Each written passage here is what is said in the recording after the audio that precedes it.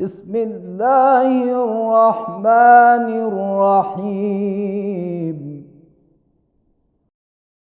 वहुवल्लज़ी अर्सलर्रियाह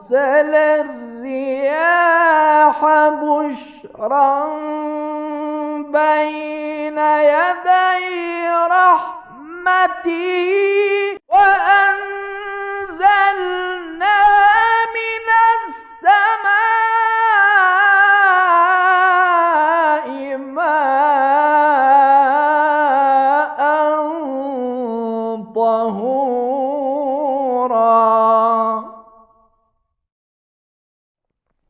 औज़ु बिल्लाहि मिनश्शैतानिर्रजीम। बिस्मिल्लाहिर्रहमानिर्रहीम।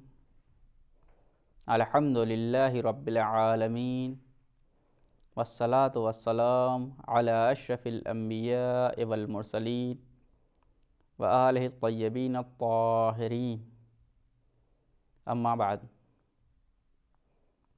प्यारे दोस्तों, मैं सैयद ताज ज़ैदी का आपको प्यार भरा सलाम। ईश्वर से आशा करता हूँ कि आप सभी अपने जीवन में सुखी और प्रसन्न हों और ईश्वर की कृपा आप पर लगातार बनी रहे।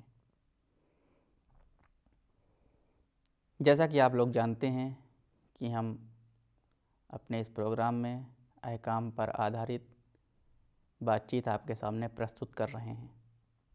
हमने अपने पिछले कुछ प्रोग्राम से मुताहरात या पवित्र करने वाली चीज़ों के अध्याय को आपके सामने खोला था और जिसके बारे में कुछ मुताहरात या कुछ पवित्र करने वाली चीज़ें जो थीं, हमने उनके बारे में आपके सामने विस्तृत रूप से बातचीत की और उन प्रश्नों का भी उत्तर देने का प्रयत्न किया जो पूछे गए थे या पूछे जाते हैं।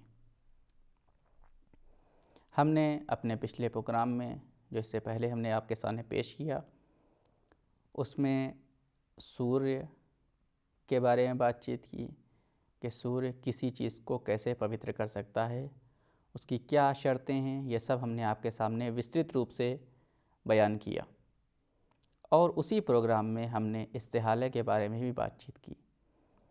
हम अपने इस मुताहरात के भाग को या पवित्र करने वाली चीज़ों के भाग को आगे बढ़ाते हैं। इसी के आगे जो चीज़ आती है और जो चीज़ किसी चीज़ को पवित्र कर सकती है उसे इंतकाल कहा जाता है। जब हम इंतकाल का शब्द अपने सामाजिक जीवन में सुनते हैं या उर्दू भाषी लोगों से इस शब्द को सुनते हैं तो हमारा जहन या हमारा दिमाग, हमारा मस्तिष्क फ़ौरन एक तरफ की जाता है और वो क्या है? वो है किसी इंसान का मर जाना।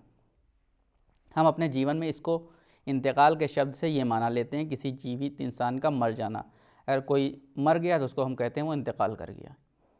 लेकिन जब इसी शब्द को फ़िक़्ह या अहकाम के अध्याय में प्रयोग किया जाता है, इस विषय में प्रयोग किया जाता है, तो इसके माना वो नहीं होते हैं जो हम अपने सामाजिक जीवन में देखते हैं।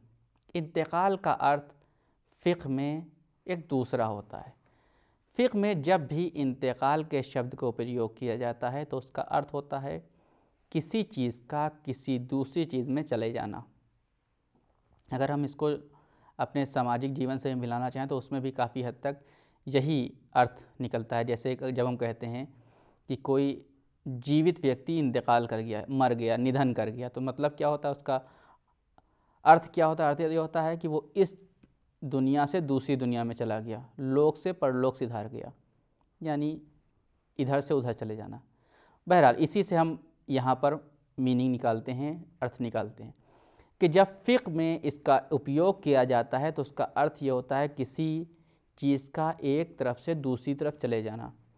और इंतकाल किसी अपवित्र चीज़ के पवित्र होने का कारण बनता है। इंतकाल के भाग में सबसे बेहतरीन मिसाल दी जाती है, उदाहरण पेश किया था, वो ये है कि जैसे किसी इंसान के शरीर का खून, जिसके बारे में हमको पता है कि खून अपवित्र होता है, या किसी जानवर का खून जो खून जहिंदा रखता है। जैसा कि हमने आपको पिछले प्रोग्राम में बताया था कि जहिंदा उस खून को कहा जाता है कि जब उसके गले को या उसकी रग को काटा जाए तो खून उछल कर निकले। अगर खून उछल के निकलता है तो उसको कहा जाएगा खून जहिंदा है। बहरहाल, अगर किसी इंसान के शरीर का खून किसी खून जहिंदा रखने वाले जानवर का खून किसी ऐसे जानवर में चला जाए जो खून जहिंदा नहीं रखता है,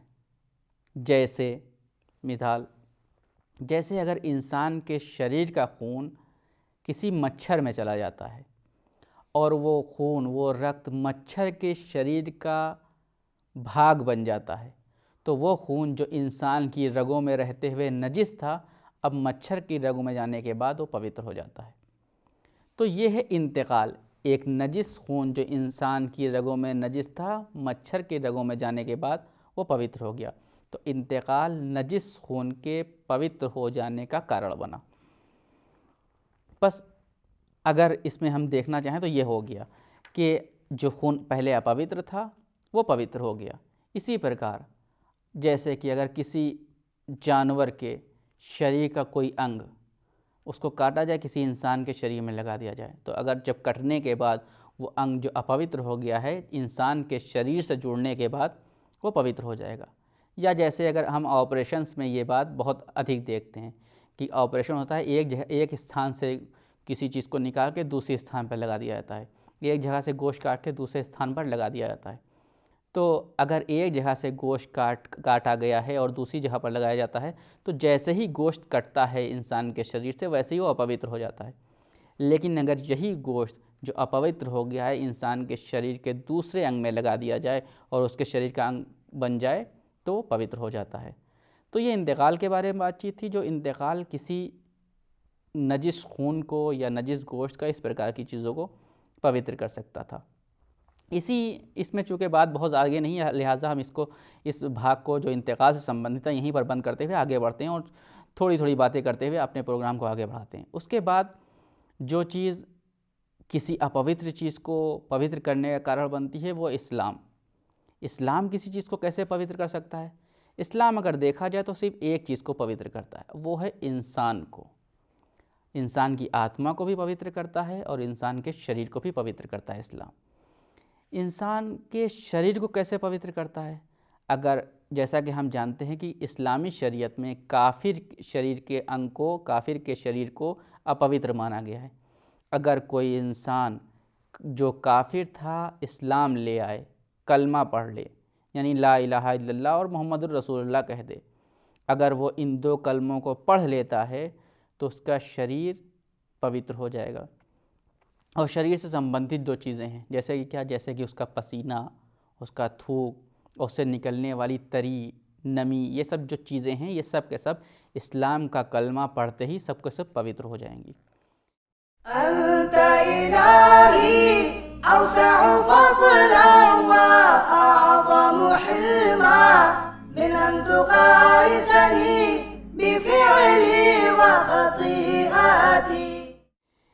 इसमें एक चीज़ जो आती है, कभी कभी ऐसा होता है कि हमें शक होता है कि हमारे सामने जो व्यक्ति आया जिसने कलमा पढ़ा है कि वो कलमा वाक़ई क्या उसने अपने दिल से पढ़ा या दिखावा कर रहा है।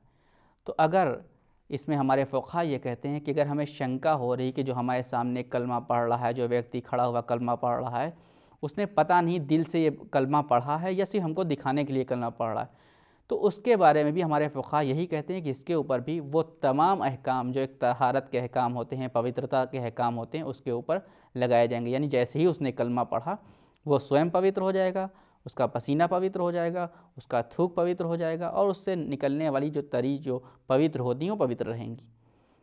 लेकिन इसमें एक चीज़, जो अगर हमें इस बात का विश्वास हो, अगर हमें इस बात का विश्वास है कि जिसने हमारे सामने कलमा पढ़ा है उसने दिल से नहीं पढ़ा, सिर्फ़ और सिर्फ हमारे दिखावे में पढ़ा या किसी लालच में या किसी और कारणवश इसने कलमा पढ़ा है और दिल से ये मुसलमान नहीं हुआ, अगर ये दिल से मुसलमान नहीं हुआ है तो उसके बारे में पवित्रता का आदेश नहीं लगाया जा सकता है और उससे बचना होगा। लेकिन इसमें एक चीज़ और जो ध्यान देने वाली है वो ये है कि जब कोई इंसान कलमा पढ़ता है, अगर कोई काफिर कलमा पढ़ता है, तो वो इस्लाम जो इंसान के काफिर इंसान के शरीर को पवित्र कर रहा है, वो इस्लाम जो काफिर इंसान के थूक, उसके पसीने, उसके बदन की नमी को पवित्र कर रहा है, वो इस्लाम उसके कपड़ों को पवित्र नहीं करेगा। अगर इसी प्रकार अगर कोई चीज़ अलग से उसके नजिस लगी हुई है तो उस चीज़ को पवित्र नहीं करेगा, बल्कि वही चीज़ें पवित्र करेंगी जो इंसान से खुद संबंधित थीं, जैसे उसका शरीर, उसका थूक और इन सब चीज़ों की। अगर कोई और चीज़, कोई और अपवित्रता इस प्रकार उससे लगी हुई है तो उसको अलग से पवित्र किया जाना आवश्यक है। इस्लाम के माध्यम से वो चीज़ पवित्र नहीं होगी। तो ये वो चीज़ थी जो इस्लाम किसी इंसान के अंदर पवित्र कर सकता है, और उसकी जो शर्तें थी हमने आपके सामने बयान कर दी। उसी के बाद जो चीज़ इसी मुताहरात या पवित्र करने वाली चीज़ों के भाग में आती है, उससे एक चीज़ कहते हैं तबीयत। यहाँ पर तबीयत का अर्थ वो तबीयत नहीं कि जब हम आपसे कि कोई इंसान किसी से पूछता है आपकी तबीयत कैसी है, आपका स्वास्थ्य कैसा है, ना। यहाँ पर तबीयत से हमारा तात्पर्य स्वास्थ्य नहीं है, बल्कि तबीयत कहते हैं किसी चीज़ के कारण किसी दूसरी चीज़ का कोई अलग हुक्म ले लेना, इसे कहते हैं तबीयत। जब इस्लामी शरीयत में या फ़िक़्ह के भाग में इस शब्द का प्रयोग किया जाता है तो उसका अर्थ ये होता है।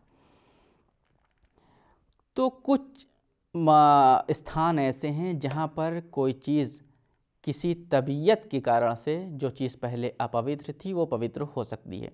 उसमें हम आपके सामने उदाहरण पेश करते हैं ताकि आपके सामने ये स्थिति ठीक से अच्छी तरह से स्पष्ट हो जाए। जैसे कि हम अपने इस जीवन में और इस प्रकार जो अधिकतर जिनको शंका की बीमारी होती है और जो बहुत ज़्यादा शक करते हैं, उनके साथ ये बहुत पेश आता है।